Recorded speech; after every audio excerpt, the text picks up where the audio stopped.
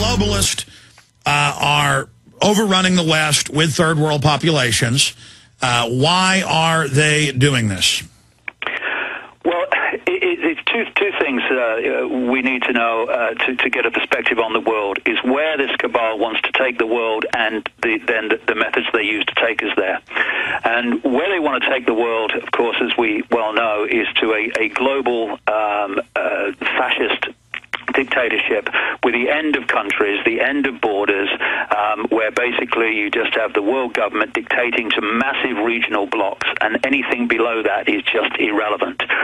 And one of the great barriers to that happening is the people's sense of their own culture, their own country, their own sovereign nation, if you like.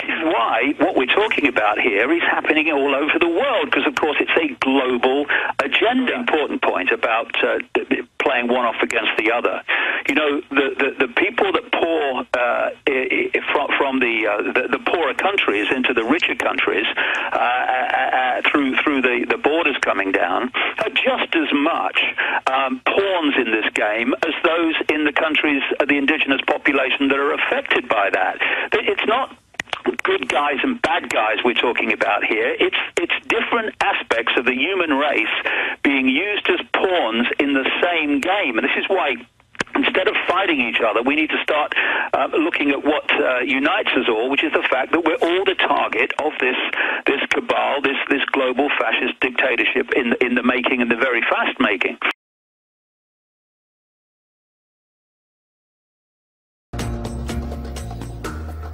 Sheikh Yusuf al-Qaradawi omtales som muslimbrödernas åndelige leder.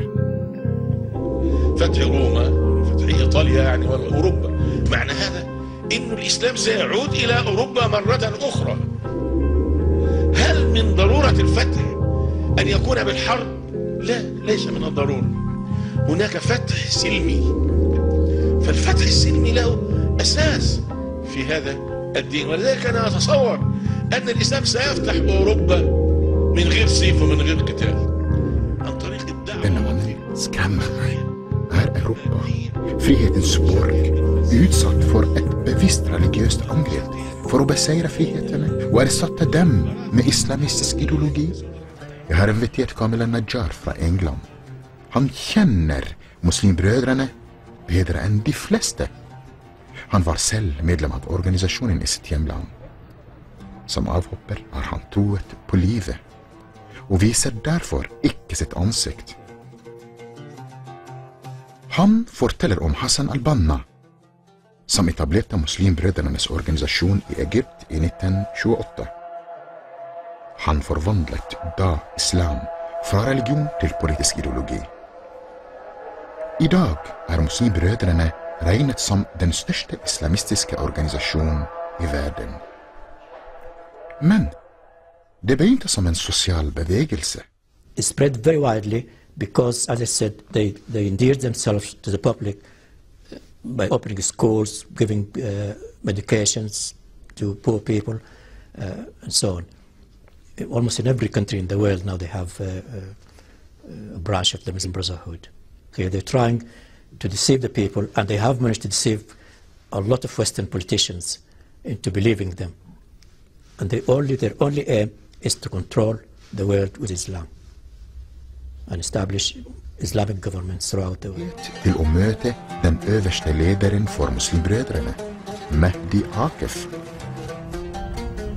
Han bor i en av forstedene til Kairo. Hva er deres mål?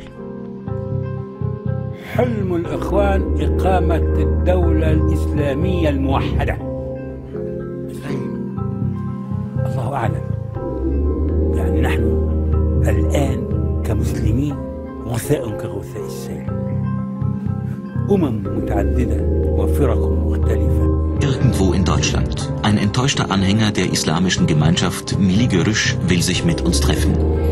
Takt berichtet über Ideologie und Organisation der Miligörüsch. Als Beleg erhalten wir eine Festplatte. Es soll sich um einen internen Datenträger einer Miligörüsch-Vereinigung in Süddeutschland handeln. Als wir sie an unseren Computer anschließen, können wir unseren Augen nicht trauen. Wir stoßen auf hunderte brisante Dateien, interne Arbeitspläne, Mitgliederlisten und aus dem Internet heruntergeladene Gewaltvideos. Wir können sie zum Teil nicht zeigen, sie sind zu brutal, wie die Hinrichtung dieses Mannes vor laufender Kamera. In Berlin zeigen wir Dateien der Festplatte dem Experten für islamistische Ideologien Ralf Gatban. Er hält die Inhalte für authentisch. Milli-Görüş, kann man sagen, ist so eine Art der Muslim Brotherhood für die Türken. Von der ideologischen Positionen ist es total nachvollziehbar. Heute ist Milli-Görüş Teil des politischen Establishments. Milli-Görüş-Mitglieder nahmen unter dem Vorsitz des damaligen Bundesinnenministers Wolfgang Schäuble an Untergremien der Islamkonferenz teil. In Rendsburg in Schleswig-Holstein wird Ende 2009 eine neue Moschee eingeweiht. Die Moscheegemeinde wird dem Milli-Görüş-Netzwerk zugerechnet. Vor wenigen Tagen besuchen wir die Internetseite einer Milli-Görüş-Organisation in Remscheid. Darauf diese Rede von Necmettin Erbakan. Der Zionismus ist ein Krokodil, das die Menschheit bedroht. Der Oberkiefer sind die USA, der Unterkiefer ist Europa und der Schwanz ist Israel. Doch wie schätzt der neue Bundesinnenminister Thomas de Maizière die islamische Gemeinschaft Milli-Görüş, abgekürzt IGMG, ein?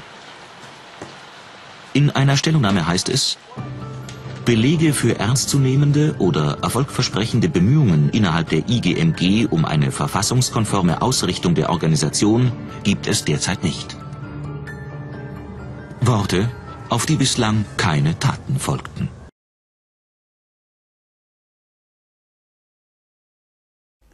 Here's an excerpt from a leading Zionist video channel in Israel.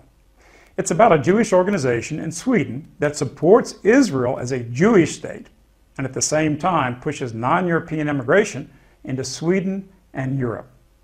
Listen closely to the words of this Jewish activist about the Jewish role in all of this. There are people in Sweden who support Israel and have a deep sense of the injustice of the present situation. It's these people who give hope to those who still believe that things will get better here.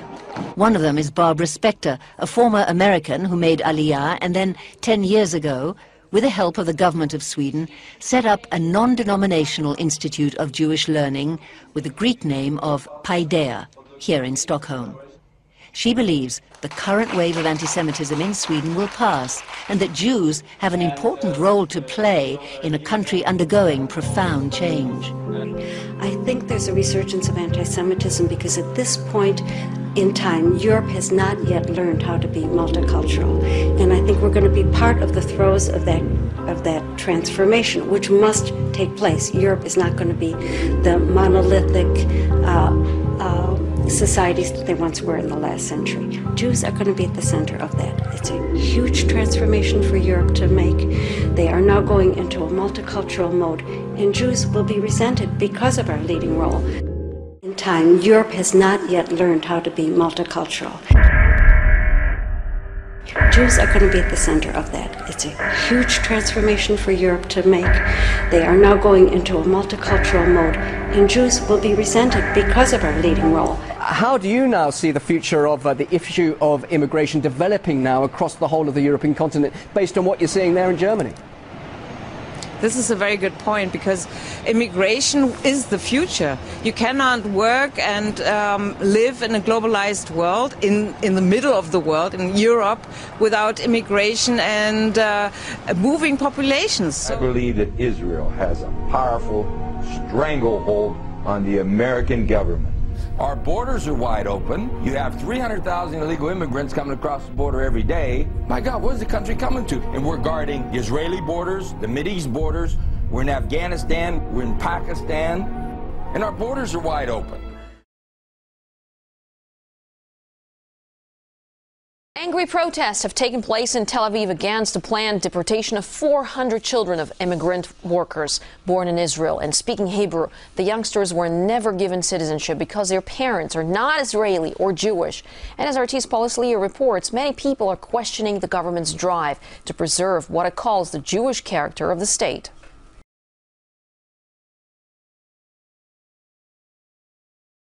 外交、经济、外贸、文化。对于2010年的外贸形势，他认为外需市场绝对不能轻易放弃，因为外需市场直接关系到扩大内需的进程。2010年呢，拉开大幕了，有几个问题可能要向您请教，因为进出口一直在一个低谷当中。你觉得我们能割舍下这一块吗？10年的时候，进出口会出现比较大的复苏吗？我觉得可能会出现一些回暖的迹象，但是的话也要有根本的变化，可能难，因为这个出口的话，到底出口多少啊，不完全取决于我们，取决于国际市场。所以在国际市场没有全面复苏的情况下，我们要这个大幅度的增加我们的这个外贸出口是不可能的。而且如果真是要这样做，可能引起更大的贸易保护主义的这样一个反弹啊。在这个问题上，我就觉得我们不要刻意的为了扩大出口而扩大出口，但是我们也绝对不放弃任何一个出口的机会。我们一定要市场的份额缩小了，就说明我们中国的出口的竞争能力要下降了。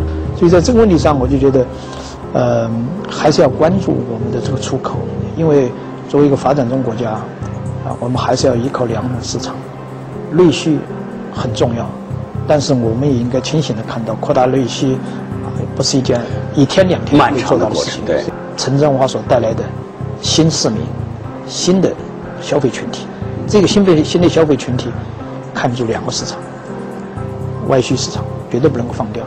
外需市场如果是搞得好的话，还可以使得我们在计时系列节目直击阅兵村。民民反对，这个下口令的女孩名叫赵娜，她和张小飞是女民兵方队的领队。那你在这个心里有什么压力吗？也有压力，因为我后边代表的是400多人，然后我需要走好每一步，站好每一步。妈妈，我在这里很好，你放心，我们会以最靓丽的服装，加油！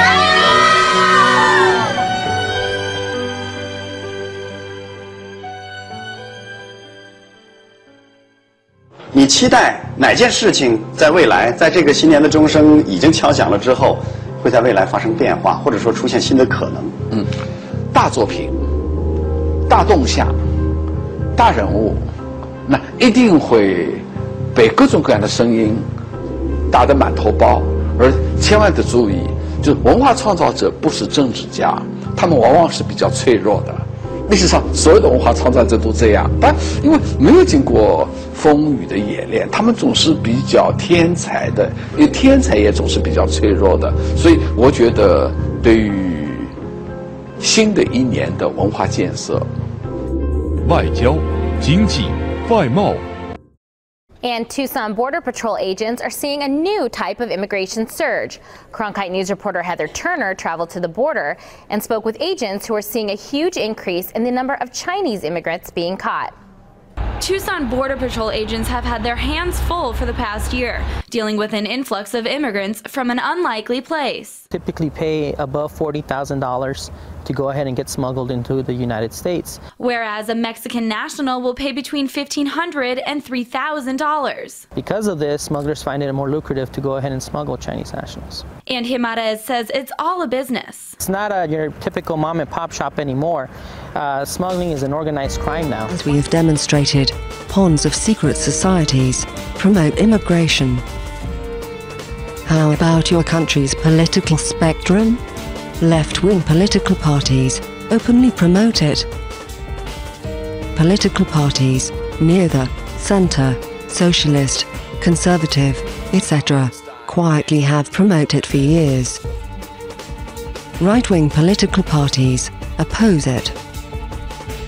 But unfortunately, in most countries, the right wing is also controlled by secret societies. How can we tell?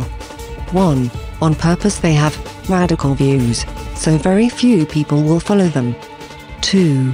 They don't reveal you all the agenda that Freemasons rule, but only small part of it. Thus to create a non-Masonic party is essential. Please spread this movie to at least 20 people you know. Your freedom depend on this.